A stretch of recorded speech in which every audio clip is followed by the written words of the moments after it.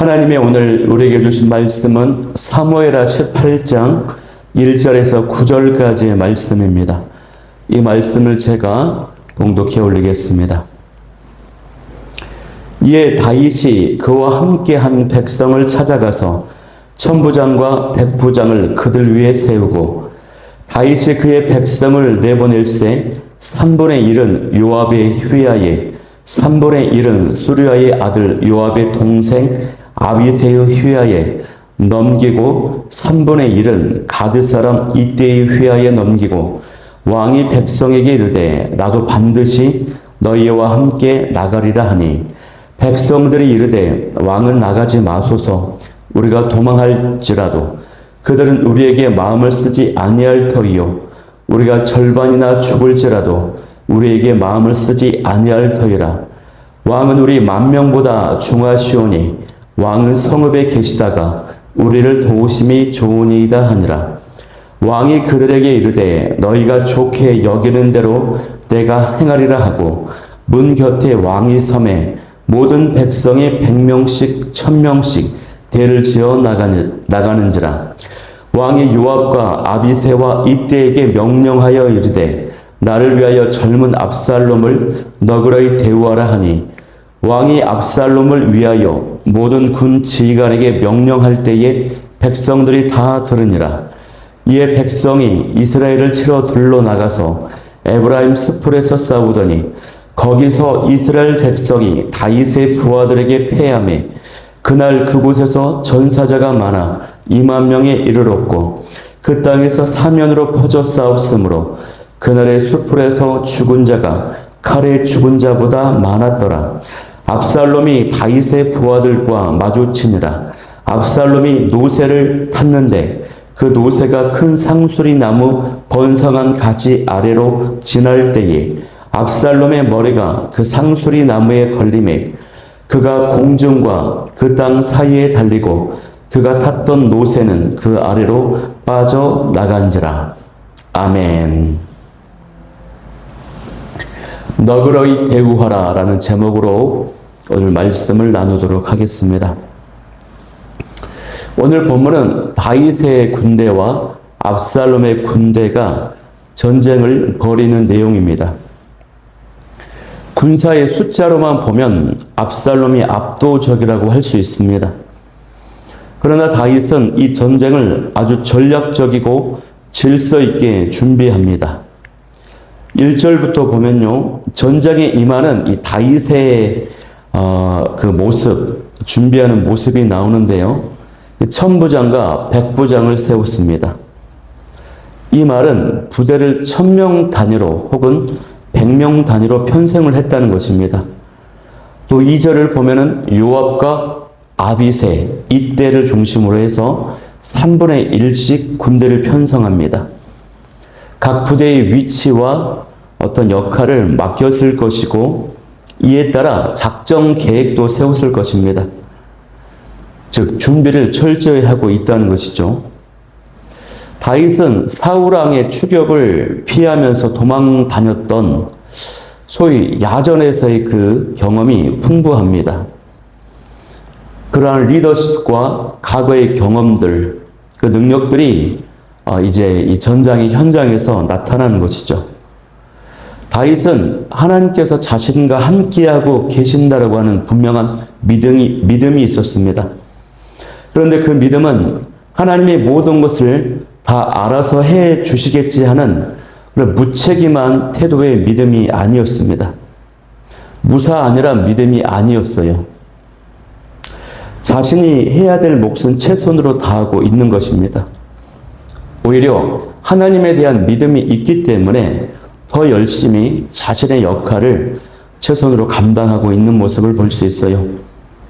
성경에 나오는 많은 믿음의 사람들의 모습을 보면은 모두가 다 하나님의 말씀을 받고 또 사명을 받지요. 그러나 그 사명을 감당할 때 최선을 다합니다. 결과는 하나님께 맡기되 저와 여러분도 할 수 있는 최선을 감당하는 오늘 하루가 되기를 소망합니다. 그런데 이런 최선의 준비와 함께 다윗은 자신도 전쟁에 참여하겠다고 말합니다. 2절 마지막 말씀을 보면은 왕이 백성에게 이르되 나도 반드시 너희와 함께 나가리라 하니 이렇게 돼 있습니다. 그런데 우리는 여기서요, 다윗의 이 솔선수범하는 모습에 초점을 둬야 되는 것이 아니라 다윗을 만류하고 있는 이 부하들의 사랑과 충정에 더 집중해야 됩니다. 사실 다윗이 나도 너희와 나가겠다라고 하는 이 표현은 전장에 앞장서서 나가는 리더십의 그런 모습보다는요, 전장에 나가는 것에 대한 굉장한 부담을 가지고 있는, 그래도 왕이기 때문에 나가야 되지 않겠냐는 그런 모습이 굉장히 강한 표현이에요.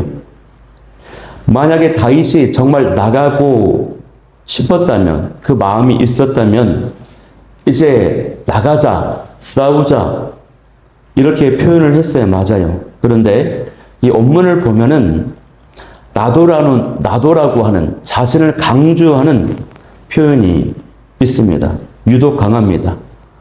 다윗은 누구의 아버지입니까? 압살롬의 아버지입니다. 지금 적군이죠, 압살롬이. 이 압살롬의 아버지로서 이 아들과 정면으로 부딪혀야 되는 그런 상황이 사실 굉장히 부담스러운 상황인 거예요. 그러나 리더로서는 나도 너희와 함께 가리라. 내가 가야 되겠지. 가는 게 맞지. 이런 느낌의 표현인 것입니다. 다윗은 지금 아버지로서의 그 입장과 왕으로서의 그 입장이 서로 갈등, 충돌을 일으키고 있는 것입니다. 이것을 역할 갈등이라고 말해요. 특히 리더십들에게 이런 경우가 굉장히 많습니다. 예를 들면은 자녀를 둔 아버지인데 또 사업장을 이끌어가는 사장이에요. 혹은 교회 공동체를 이끌어가는 목회자입니다. 이런 경우에 충돌을 일으킬 때가 있다는 것입니다. 그러나 다윗은요, 개인이 아닌 공동체를 위하는 입장을 택해야 한다라고 그 의지를 보여주고 있습니다. 그런데 우리가 여기서 집중해야 될 건 뭐냐면 이 부하들의 모습인데, 이 부하들이 왕이 나가시면 안 된다라고 적극적으로 만류하고 있어요. 그런 다윗의 마음과 상황을 헤아리고 있다는 것입니다. 이 부하들이 다윗을 향한 이 충정과 사랑, 충성스러운 모습을 분명히 가지고 있는 것입니다. 이들이 이렇게 말합니다. 왕이시여, 우리는 절반이 죽어도 상관이 없지만 왕인 당신 한 명이 문제가 생기면 안 됩니다. 라는 것이죠. 당신은 만 명보다 중요하다라고 하는 것입니다. 전쟁의 승패를 따지자면 이 맞는 말입니다. 그런데요, 여러분, 모든 부하가 그렇게 만류하지는 않기 때문이에요.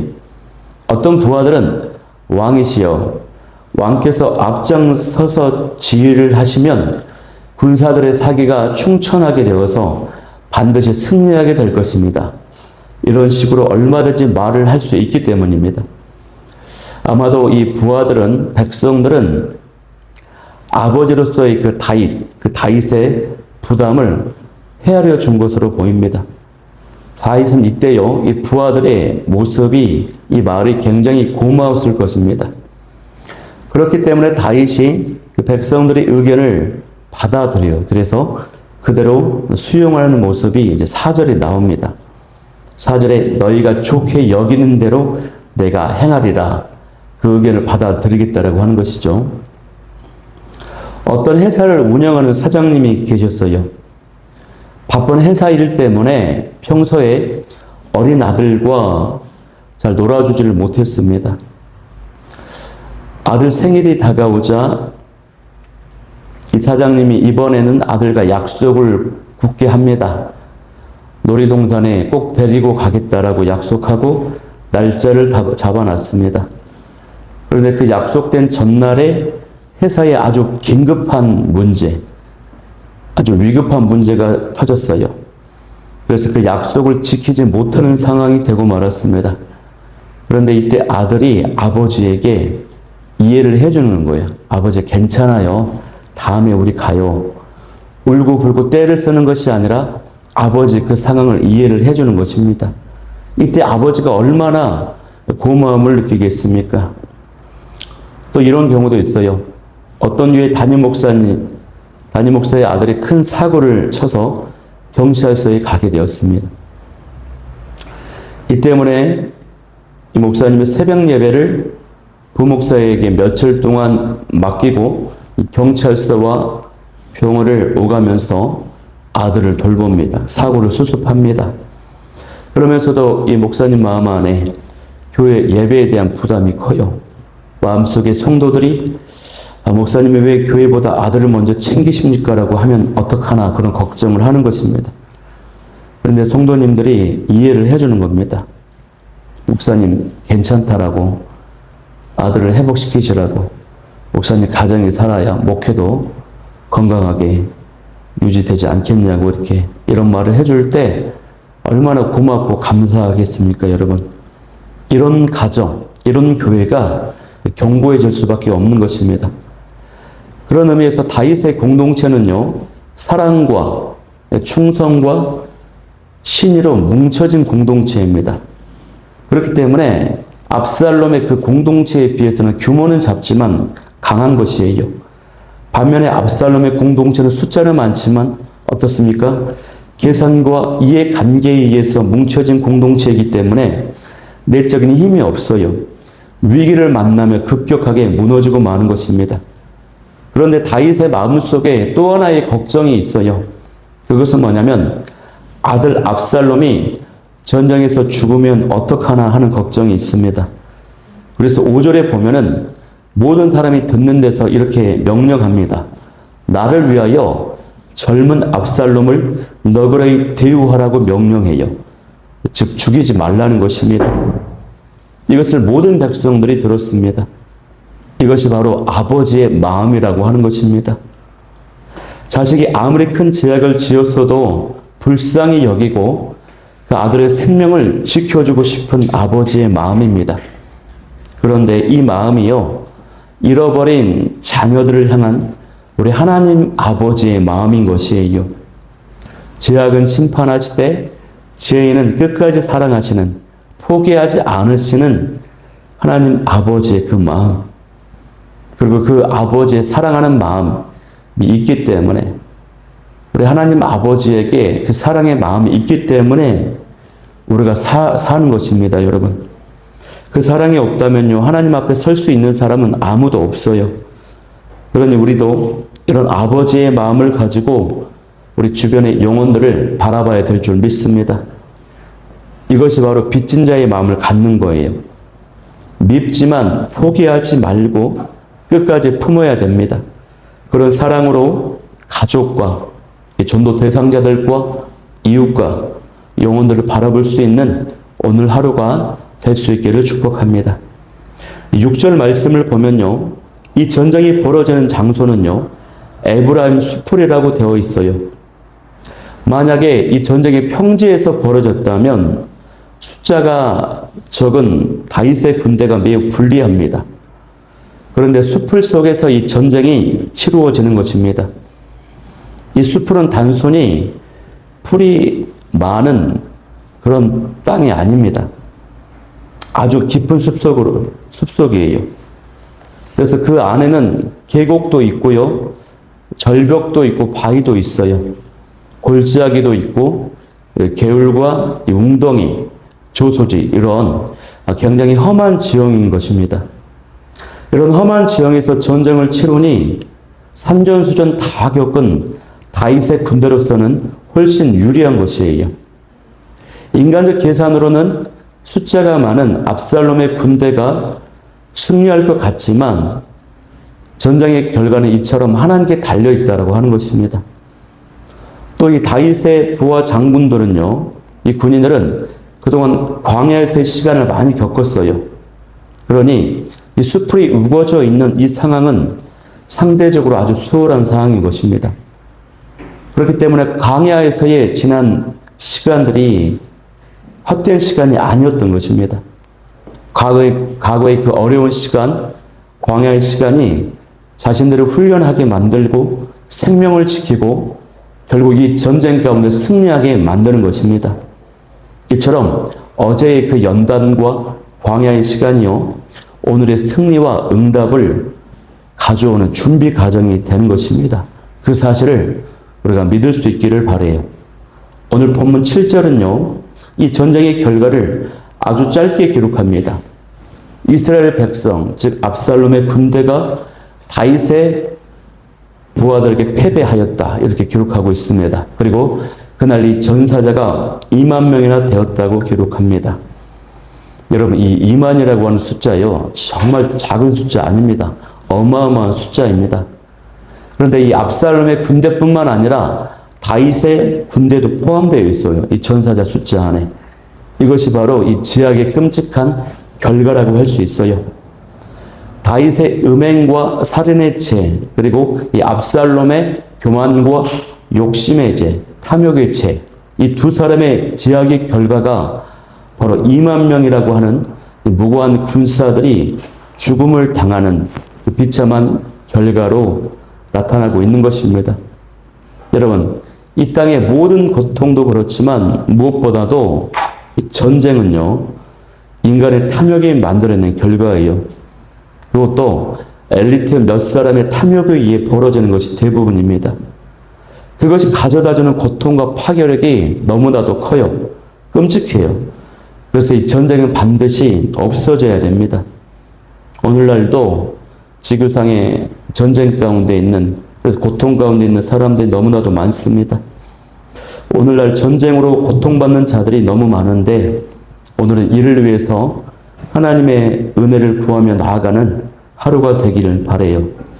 그리고 이 총칼을 든 전쟁은 아니지만 우리가 인간들 관계 속에서, 그리고 우리 개인의 내면 속에서 매일 벌어지는 영적 전쟁들이 있습니다. 이러한 전쟁들은 오래 가면 갈수록 희생과 고통이 큰 법이에요. 그러므로 욕심과 교만을 내려놓고 또 하나님만을 의지함으로 회복의 역사, 승리의 역사가 나타날 수 있기를 바랍니다.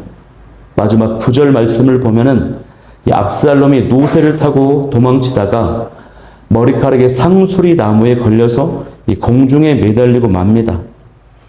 압살롬은 자기 외모와 힘을 가시하며 전쟁을 일으켰는데 이제는 그 자랑거리가 도리어 자신을 죽음으로 이끄는 올무가 되고 말았어요. 이로써 하나님은요, 세상의 그 자랑거리가 오히려 수치와 파멸의 원인이 되게 하십니다. 그렇게 해서 악인의 종말이 어떻게 되는지를 보여주고자 하셔요. 화려한 겉모습을 믿고 의지했던 압살롬은 패배하고 보잘것없는 이 목동 시절부터 자신의 목자가 되셨던 주님만을 믿고 의지했던 이 다윗은 승리합니다. 여러분, 나의 자랑거리가, 나의 어떤 강점이 나의 발목을 잡고 있지는 않습니까? 그것이 하나님의 영광을 가리고 있지는 않습니까? 나의 열심과 헌신이 나의 모습을 드러내기 위한 것인지 아니면 진정 주님을 위한 것인지, 하나님의 나라를 위한 것인지를 돌아볼 수 있는 오늘 하루가 되기를 바랍니다. 오늘 말씀 붙잡고 기도할 때요, 첫 번째, 하나님의 함께 하심을 신뢰하는 가운데 맡겨진 자리에서 최선을 다하며 살아가는 하루가 되게 하여 주옵소서. 두 번째는 지혜를 끝까지 품으시는 아버지의 마음으로 영혼을 보게 도와주시고 다윗 공동체처럼 우리의 가정과 교회가 사랑의 공동체가 되게 하여 주옵소서. 마지막 세 번째는 교만과 욕심, 헛된 자랑을 내려놓고 하나님만을 의지함으로 영적 전쟁이 종식되고 그 전쟁 가운데 승리하게 하여 주옵소서. 우리 기도 제목 가지고 우리 찬양하며 나아가도록 하겠습니다.